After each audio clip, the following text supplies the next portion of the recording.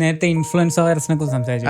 അപ്പോൾ ഒരു കുടുംബത്തിൽ 2 പിള്ളേരുണ്ടെന്ന് വിചാരിക്കുക. അപ്പോൾ ഒരാൾക്ക് പനിയും ജലദോഷം കാര്യങ്ങളൊക്കെ ആയിട്ട് വന്ന് ഡോക്ടറുടെ അടുത്ത് വന്നു, ഇൻഫ്ലുവൻസ ആണെന്ന് മനസ്സിലാക്കി. പക്ഷെ രണ്ടാമത്തെ ആൾക്ക് പനിയൊന്നും വന്നിട്ടില്ല.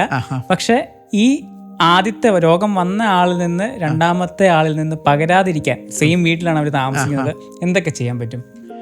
നമുക്ക് ഏറ്റവും ഇമ്പോർട്ടൻ്റ് ആയിട്ടുള്ള ഹൈജീനാണ്. ഹൈജീൻ്റെ അകത്ത് തന്നെ ഏറ്റവും ഇമ്പോർട്ടൻ്റ് എന്ന് പറഞ്ഞാൽ കൈയാണ്. കൈ എപ്പോഴും കഴുകി സോപ്പിട്ട് കഴുകി വൃത്തിയായിട്ട് സൂക്ഷിക്കുക എന്നുള്ളതാണ്. അത് ആദ്യത്തെ കാര്യം. രണ്ടാമത്തെ കാര്യം, ഇവർ തമ്മിൽ നമുക്ക് ക്ലോത്ത് എന്ന് വെച്ചാൽ കുളിക്കുന്ന നമ്മുടെ തോർത്തുൾപ്പെടെ ടവൽ ഉൾപ്പെടെ ഒന്നും ഷെയർ ചെയ്യാൻ പാടില്ല. ബോഡി ഫ്ലൂയിഡിൽ നിന്ന് വരുന്നതാണോ, എങ്ങനെയാണ് സ്പ്രെഡ് ആകുന്നത്? യൂഷ്വലി എയറോസോൾസ് ആണ്. എയറോസോൾസ് എന്ന് പറഞ്ഞാൽ നമ്മുടെ ചെറിയ അണുക്കളായിട്ട് നമ്മുടെ മൂക്കിൽ നിന്നൊക്കെ പുറത്തേക്ക് വരുന്നതിലൂടെയാണ് ആ ഒരു ഡ്രോപ്ലെറ്റുകളും എയറോസോൾസും ഒക്കെയാണ് അതിൻ്റെ സ്പ്രെഡിങ്ങിന് കാരണമാവുന്നത്. അപ്പം നമുക്ക് എപ്പോഴും നമ്മൾ ഈ കുട്ടികളെ തമ്മിൽ മാറ്റുക എന്ന് പറഞ്ഞാൽ ഭയങ്കര ബുദ്ധിമുട്ടായിരിക്കും. അതുകൊണ്ട് നമ്മൾ അത് അത്ര പറയാറില്ല.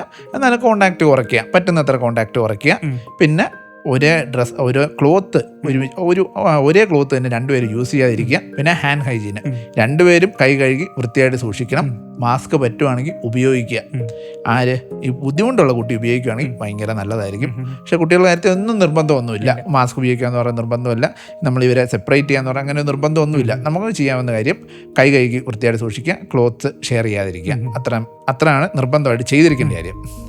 ഇതിൽ അടിസ്ഥാനപ്പെടുത്തിയൊരു കാര്യം ചോദിക്കുകയാണ്. ഇപ്പം ഇങ്ങനെ ഇൻഫ്ലുവൻസ വൈറസ് ആണെന്ന് കണ്ടുപിടിച്ചു, ഡോക്ടറിന്റെ അടുത്തേക്ക് വന്നു, ഡോക്ടർ കുറെ മരുന്നുകളും എഴുതി കൊടുത്തു, ഇൻക്ലൂഡിങ് ആന്റിബയോട്ടിക്സ് കാര്യങ്ങളെല്ലാം എഴുതി കൊടുത്തതിന് ശേഷം നമ്മുടെ ആദ്യത്തെ കൊച്ചിന് അതെല്ലാം കുറഞ്ഞെന്ന് വിചാരിക്കുക. അതിനുശേഷം രണ്ടാമത്തെ കുട്ടിക്ക് ഇത് പതുക്കെ ഇങ്ങനെ കാണിക്കാൻ, ഓരോ സിംറ്റംസ് കാണിക്കാൻ തുടങ്ങി. അപ്പോൾ പേരൻസ് എന്ത് വിചാരിക്കും? സെയിം രോഗമാണെന്ന് അങ്ങ് വിചാരിക്കും. എന്നിട്ട് അവര് ചെയ്യുന്നത് എന്നാന്ന് വെച്ച് കഴിഞ്ഞാൽ ഓൾറെഡി കുട്ടിക്ക് മേടിച്ച ആ മരുന്ന് തന്നെ എടുത്ത് രണ്ടാമത്തെ കുട്ടിക്കും കൊടുക്കും. ഇങ്ങനെ ഒരു കണ്ടീഷൻ വന്നു കഴിഞ്ഞാൽ ഡോക്ടർക്ക് എന്താ അവരോട് പറയാനുള്ളത്? അത് ഒരിക്കലും ചെയ്യാൻ പാടില്ലാത്ത കാര്യം. ഇപ്പോൾ നമ്മളൊരു ഇൻഫ്ലുവൻസ അല്ലെങ്കിൽ ഇൻഫ്ലുവൻസ ലൈക്ക് ഇൽനെസ് ആണെങ്കിൽ നമ്മൾ ആൻറ്റിവൈറലിലൂടെ സ്റ്റാർട്ട് ചെയ്യും.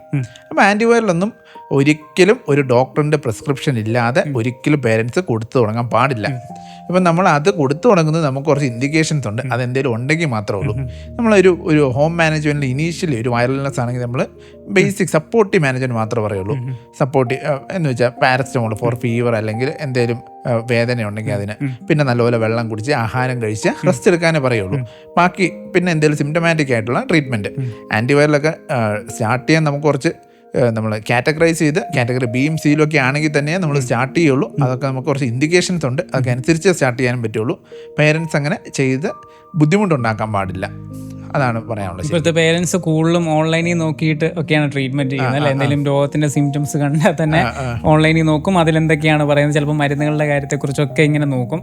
അങ്ങനെ സെൽഫ് ട്രീറ്റ്മെന്റ് ചെയ്യുന്ന മാതാപിതാക്കളുണ്ട്.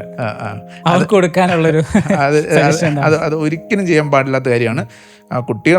കുട്ടികൾക്ക് ഇമ്മ്യൂണിറ്റി കുറവാണ്. അവർക്കൊരു ഇൻഫെക്ഷൻ വന്നു കഴിഞ്ഞാൽ ഭയങ്കരമായിട്ട് വേഴ്സൺ ചെയ്ത് പോകാനുള്ള സാധ്യതയുണ്ട്. മുതിർന്നവരെ പോലെ അല്ല. അതുകൊണ്ട് എപ്പോഴും ഒരു ഹെൽത്ത് അഡ്വൈസ് ഫ്രം ഒരു പീഡിയാട്രിഷ്യൻ മേടിച്ചിരിക്കണം. കുട്ടികൾക്ക് എന്ത് ചെറിയ ബുദ്ധിമുട്ടാണ് മാതാപിതാക്കൾക്ക് തോന്നിയാൽ തന്നെ, പേരൻസിന് അങ്ങനെ തോന്നിയാൽ തന്നെ ഒരു അഡ്വൈസ് ചോദിച്ച് കുഴപ്പമില്ല എന്നൊരു കാര്യം ഒരു പീഡിയാട്രിഷ്യനെ കണ്ട് ഉറപ്പുവരുത്തണം. അതിനുശേഷം ആ പീഡിയാട്രിഷ്യൻ പറയുന്നവരെ മുന്നോട്ട് പോകാം. നമ്മൾ ഒരിക്കലും ഓൺലൈൻ മീഡിയയോ അങ്ങനെയുള്ള ഒരു സോഴ്സിനെ ഡിപ്പെൻഡ് ചെയ്ത് മുന്നോട്ട് പോകാനും പാടില്ല. അങ്ങനെ തന്നെ വേണം.